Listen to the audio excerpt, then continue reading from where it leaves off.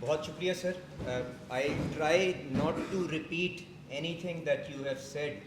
But میں آپ سارے دوستوں سے یہ گزارش کرنا چاہوں گا کہ ہمیں یہ چیز سمجھنے کی ضرورت ہے کہ جو ایک عام آدمی ہے اس کے لیے سب سے بڑا ٹیکس جو ہو سکتا ہے وہ صرف اور صرف مہنگائی کی شکل کے اندر اس کے اوپر لاگو ہوتا ہے، جس سے قوت خرید اس کی ختم ہو جاتی ہے اور اس کے بعد اس کی پرچیزنگ پاور کنٹریکٹ ہو جاتی ہے. تو ہمیں اگر دیرپا انداز کے اندر اس بیماری کے اوپر قابو پانا ہے تو ہمیں اپنے خساروں کو کنٹرول کرنا پڑے گا، اور اس خساروں کو کنٹرول کرنے کے لیے آپ نے دیکھا ہے پرائم منسٹر شہباز شریف صاحب کی قیادت کے اندر جب گورننس کا معیار امپروو کیا گیا، جب اکانومی کی مینجمنٹ کو بہتر کیا گیا، تو آج کس طرح سے مہنگائی جو 30-40% کے اوپر تھی آج 5% کے اندر آتی ہوئی نظر آ رہی ہے، اور اس کے ثمرات ایک عام آدمی کی طرف پہنچنے شروع ہو گئے ہیں. تو میں صرف یہ گزارش کرنا چاہ رہا تھا، اس پس منظر کو آپ کو اپنے ذہن میں رکھنے کی ضرورت ہے. تو اس اسٹریٹجی کا ایک جو بنیادی جز ہے وہ یہ ہے کہ ہم نے اپنے جو ٹیکس کے وسائل ہیں اور جو ریونیو کے سورسز ہیں ان کو ایک ریزنیبل حد تک بڑھانا ہے. یہ اس کا ایک امپورٹنٹ جز ہے، اور نہ صرف بڑھانا ہے پر اس کے ساتھ ساتھ اس کو جوڈیشس بنانا ہے. یہ نہ ہو کہ چند طبقے جن کے بارے میں آپ لوگ لکھتے ہیں، تنخواہ دار لوگ ہو گئے، مینوفیکچرنگ سیکٹر ہو گیا، ایکسپورٹ انڈسٹری ہو گئی ہے، خالی وہ بوجھ یہ نہ اٹھائیں بلکہ اس کو جوڈیشسلی ہر معیشت کا حصہ اپنے حجم کے مطابق اپنا بوجھ اٹھائے اور اس نظام کو اور پاکستان کی ترقی کے اندر اپنا حصہ ڈالنے کی کوشش کرے. تیسری چیز یہ ہے کہ کوالٹی آف دا ٹیکسیشن، کہ انڈائریکٹ ٹیکسیشن جو غریب آدمی کے اوپر زیادہ بری طرح سے جس کا امپیکٹ گرتا ہے اس سے ہم نے چینج کر کے ڈائریکٹ ٹیکسیشن کے اوپر کس طرح جانا ہے. تو یہ جو ساری کی ساری ٹاسک فورس اور یہ جو سارے کے سارے کام جو شہباز شریف صاحب نے جن کا قیام کیا تھا، جن کو اگست کے اندر آتھرائز کیا تھا، ان کا مقصد یہ تھا کہ ماڈرن ٹولز کے ذریعے، ڈیجیٹلائزیشن کی ٹیکنیکس کے ذریعے، ماڈرن الگوریدمز کے ذریعے آپ لوگوں کی کنزمپشن، ان کے انکم پیٹرنز کو کیپچر کر سکیں تاکہ ایک برابر انداز کے اندر ان سب کو ہم فارمل اکانومی کا حصہ بنا سکیں. تو اس جو کمیٹی جس کو میں چیئر کر رہا تھا، میرے ساتھ جنرل سید علی رضا کو چیئر کر رہے تھے، اس کے اندر بہت سے ایمیننٹ پروفیشنلز ٹیکنالوجی کے شعبے سے جو تعلق رکھتے تھے. میں ان کے نام بھی آپ کے سامنے لے لیتا ہوں کیونکہ انہوں نے جو اس قوم کی خدمت کے لیے اور ہماری یہ کیپیسٹی بلڈنگ کے اندر جو مدد کی تھی، ان کے لیے یہ ایکنالجمنٹ بڑی ضروری ہے سب کے سامنے آنا. آصف پیر صاحب پاکستان کی سب سے بڑی جو آئی ٹی کی ایکسپورٹ کمپنی سسٹمز کے سی ای او، انہوں نے اس کمیٹی میں بھرپور کام کیا. وقار الحسن صاحب جو کرنداز کے سی ای او ہیں، جنہوں نے شہباز شریف صاحب کے کہنے کے اوپر بل اینڈ میلنڈا گیٹس فاؤنڈیشن کے ساتھ مکینزی کی جو گرانٹ اپروو کروائی، اور آج مکینزی کی مدد کے ساتھ یہ سارے کاموں کو آگے لے کے جایا جا رہا ہے. پروفیسر فرید ظفر صاحب لمس کے پروفیسر ہیں، انہوں نے آپ کی سی آر ایم ماڈیولز کی ڈیولپمنٹ میں پرال کے بورڈ کے اوپر بڑا اپنا کردار ادا کیا ہے، انہوں نے اس کے اندر شامل رہے. غازی اختر صاحب بیوریجز سیکٹر سے تعلق رکھتے ہیں، ٹیکسیشن کا ایکسپیرینس رکھتے ہیں، انہوں نے کنٹریبیوٹ کیا. تانیہ ادریس صاحبہ نے کنٹریبیوٹ کیا. بریگیڈیئر جاوید صاحب چیف انسپیکشن آفیسر نادرا، کیونکہ بہت سا ڈیٹا جو چیئرمین صاحب آپ کو دکھائیں گے انہوں نے استعمال کیا، وہ نادرا سے وہ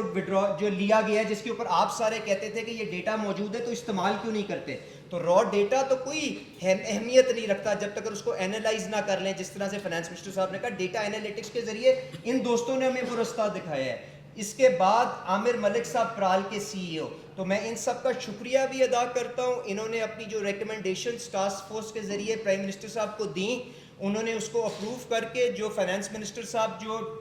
ٹرانسفارمیشن پلان کو ہیڈ کر رہے ہیں ایف بی آر کا، اس کا حصہ بنایا. اور آج جو ہم آپ کے پاس بیٹھے ہیں وہ اس لیے بیٹھے ہیں کہ آپ کو شو کیس کر سکیں کہ اس سے ہم ٹیکس وائڈننگ،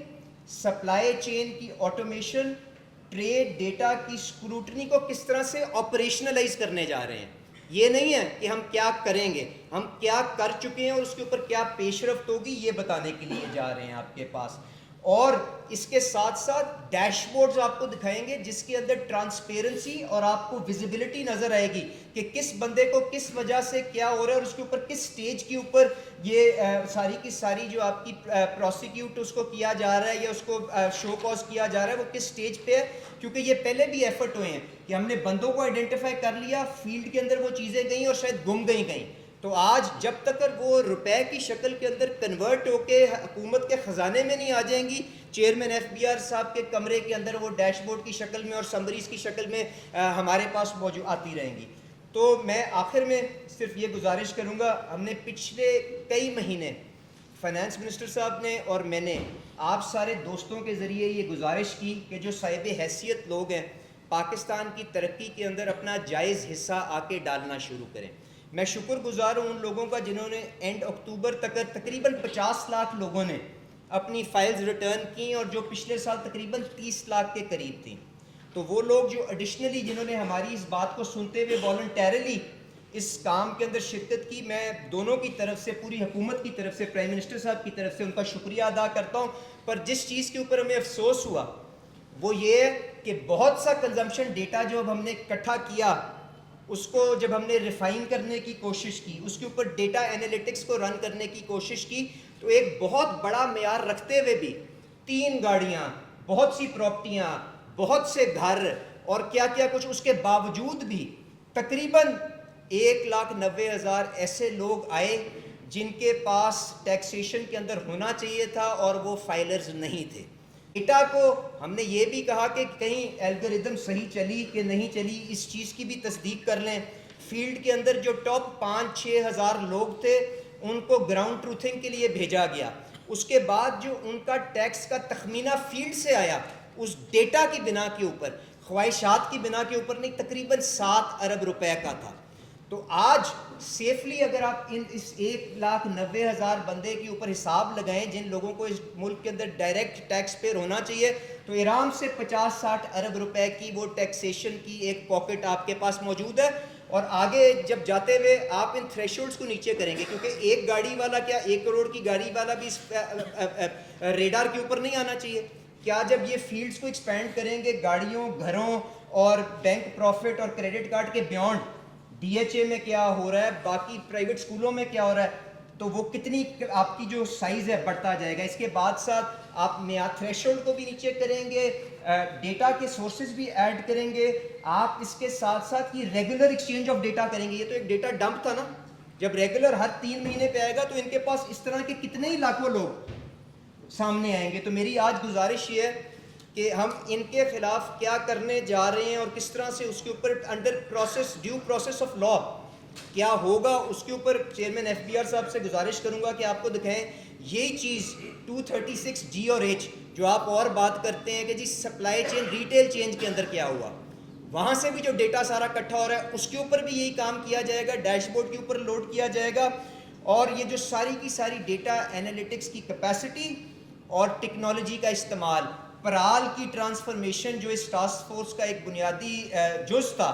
اس کی جو اب آپ کو چیئرمین صاحب اس کے بارے میں بتائیں گے تو نظر آئے گا کس طرح سے یہ کیپیسٹی بلڈنگ اس ادارے کے اندر کی جا رہی ہے کہ تاکہ علی پرویز آج ہے کل ہو نہ ہو, کوئی اور یہاں پہ موجود ہے نہ ہو, پر یہ چیزیں انسٹیٹیوشنلائز انداز میں پاکستان کی بہتری کے لیے آگے چلیں. تو میں آپ سے گزارش کروں گا چیئرمین صاحب with your permission finance minister, اگر یہ جو ہم نے کام ایکچوئل کیا ہے اس کے اوپر تھوڑا سا یہ اپنی روشنی ڈال کے لوگوں کو آگاہ کر دیں. Thank you G.